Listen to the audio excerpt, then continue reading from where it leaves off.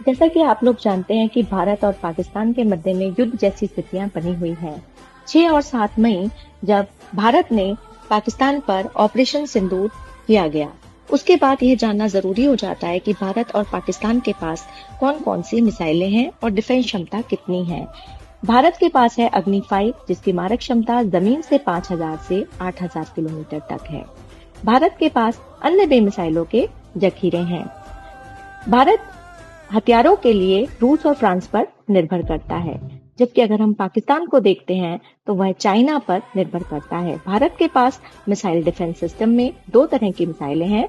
पहली पृथ्वी air defence पीए जो कि ज्यादा ऊंचाई पर मिसाइलें के हमलों को रोकती है। दूसरी एडवांस एयर डिफेंस जिसे पीएएडी कहते हैं, जो कम ऊंचाई वाले मिसाइल हमलों को रोकती है। ऐसा हैरिसन कॉल के द्वारा कहा गया, जो रक्षा निदेशक हैं।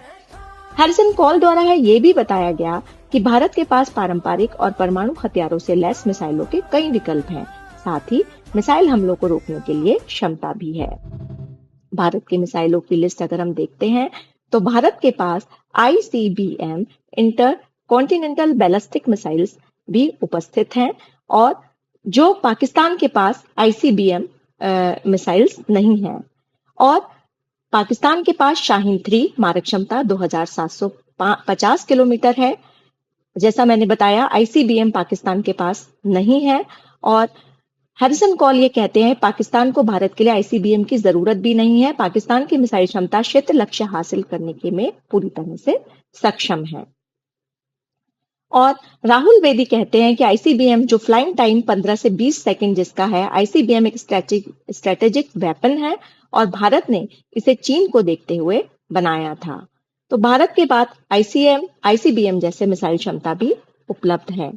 पाकिस्तान के पास उसका तैमूर मिसाइल है, और साथ ही PL-15 जैसी मिसाइल जिसको उसने चीन के साथ मिलकर के बनाया। 1998 परमाणु बम अटल बिहारी वाजपेयी जी के समय पर किया गया था।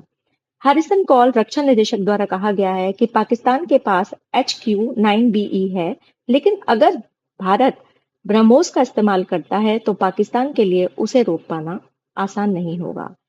तो लोगों ने जिस तरह से अपनी राय दी है रक्षा निदेशकों द्वारा, उसमें ये पूरी तरह से जाना जाता है कि यदि भारत ने अंतिम ब्रह्मास्त्र का यूज किया तो पाकिस्तान के पास कोई विकल्प नहीं बचेगा।